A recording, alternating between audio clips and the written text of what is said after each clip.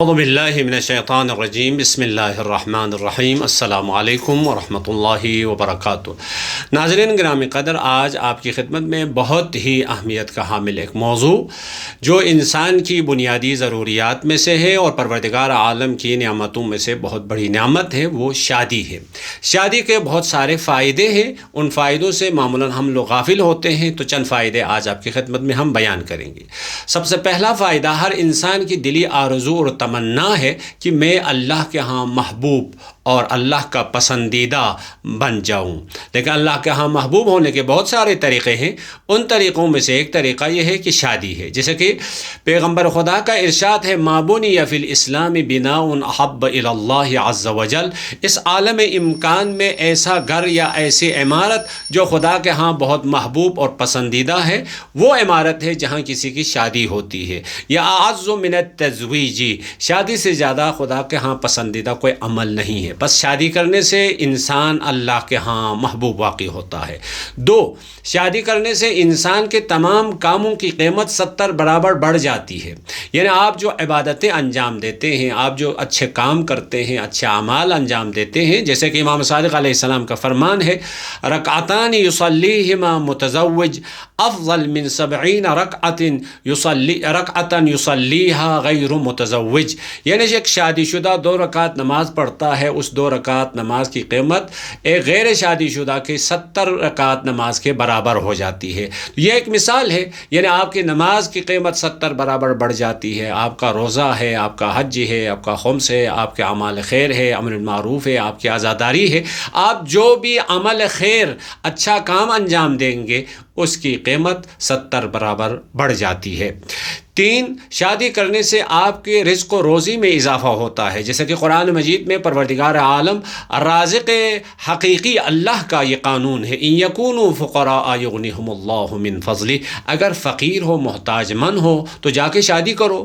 لیکن ہمارا تصور یہ ہے پہلے ہمارے پاس رزق و روزی آ جائے بعد میں شادی کریں گے، لیکن اللہ کی سنت اور اللہ کا قانون یہ ہے، اگر فقیر ہے تو جاؤ شادی کرو، یغنیہم اللہ من فضلہ، وہ اللہ جو رازق حقیقی ہے، خالق حقیقی ہے، وہ خالق وہ رازق جو تمہیں رزق دے سکتا ہے تو تمہارے ہمسر اور تمہارے شریک حیات کو بھی رزق دے سکتا ہے، واللہ واسع علیم۔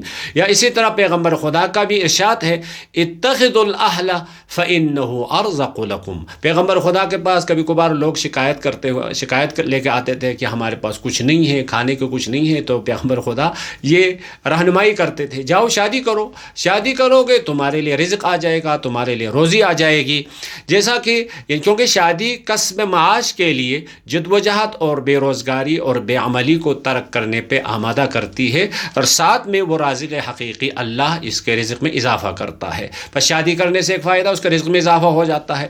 4، شادی کرنے سے انسان کے نشاط روحی اور روح کو سکون ملتا ہے، جیسا کہ قرآن مجید میں ارشاد ہوتا ہے، وَمِنْ آيَاتِهِ أَنْ خَلَقَ لَكُم مِّنْ أَنفُسِكُمْ أَزْوَاجًا لِتَسْكُنُوا إِلَيْهَا۔ پروردگار عالم نے اس شادی کے نظام کو اس لیے بنایا ہے، لِتَسْكُنُوا إِلَيْهَا، تاکہ سکون آپ کے حاصل ہو، سکون ملے گا۔ جیسا کہ شکاگو یونیورسٹی کے ایک تحقیق کے مطابق شادی کے بندھن میں بندھ جانا لوگوں کے اندر ذہنی تناؤ یا مایوسی کے خطرے کو نمایاں حد تک کم کر دیتا ہے۔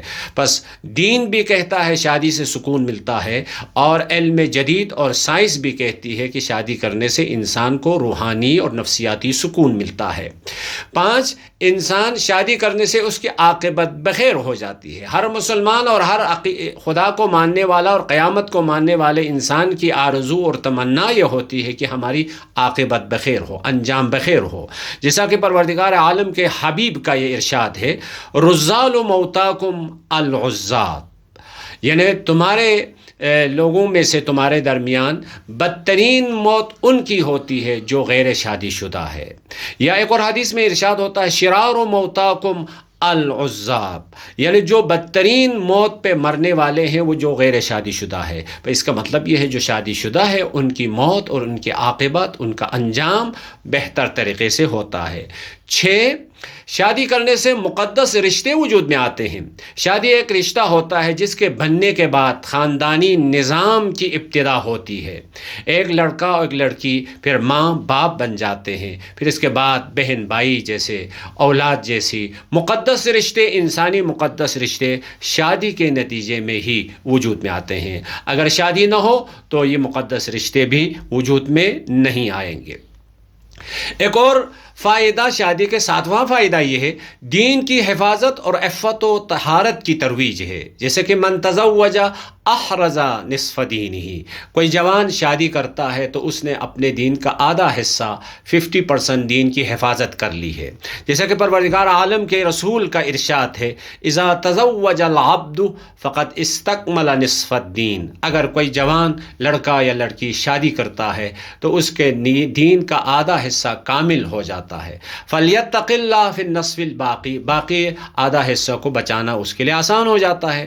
بس نوجوانوں کی شادی کے ذریعے مأمون و محفوظ بنانا دراصل پوری امت مسلمہ میں عفت و طہارت اور عظمت و شرافت کی حفاظت کی ضمانت ہے. جیسا کہ پروردگار عالم کے حبیب کا ارشاد ہے، ایما شاب تزوج فی حداثت سنہ عج شیطانہ، کوئی جوان اپنی جوانی کی ابتدا میں شادی کرتا ہے تو شیطان نا امید ہو کر فریاد کرتا ہے، اے کیا ہوا یہ میرے لیے، تم نے اپنے دین کو بچا لیا.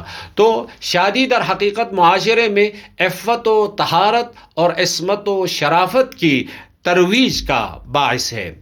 شادی کرنے کا ایک اور فائدہ یہ ہے کہ 8واں فائدہ سنت رسول پر عمل ہے، کیونکہ ہر مسلمان کی دلی آرزو ہے کہ ہم سنت رسول پر عمل کریں. تو پیغمبر خدا کا ارشاد یہ ہے، تزوجوا فإن التزویج سنت رسول اللہ، شادی کرو کیونکہ شادی کرنا رسول اللہ یا انبیاء علیہم السلام کی روش اور ان کی سنت ہے. 9واں فائدہ یہ ہے کہ محبت اور مودت کی فضا بنتی ہے. انسانی معاشرے میں مودت تولید کرنے کے طریقوں میں سے ایک طریقہ شادی بیاہ ہے. جیسا کہ قرآن مجید میں ارشاد ہوتا ہے، وَمِنْ آیَاتِهِ أَنْ خَلَقَ لَكُم مِّنْ أَنفُسِكُمْ أَزْوَاجًا لِتَسْكُنُوا إِلَيْهَا وَجَعَلَ بَيْنَكُم مَّوَدَّةً وَرَحْمَةً، کیونکہ قادر مطلق خدا، حکیم علی الاطلاق خدا انسانوں کے درمیان مودت اور محبت اور رحمت الفت کا جذبہ اس وقت ڈال دیتا ہے جب دو کے درمیان شادی کا بندھن وجود میں آ جاتا ہے. شادی جب ہو جاتی ہے تو انسانوں کے درمیان محبت کا جذبہ وجود میں آ جاتا ہے، مودت کا جذبہ وجود میں آ جاتا ہے. 10واں فائدہ انسانی نسل کی بقا ہے.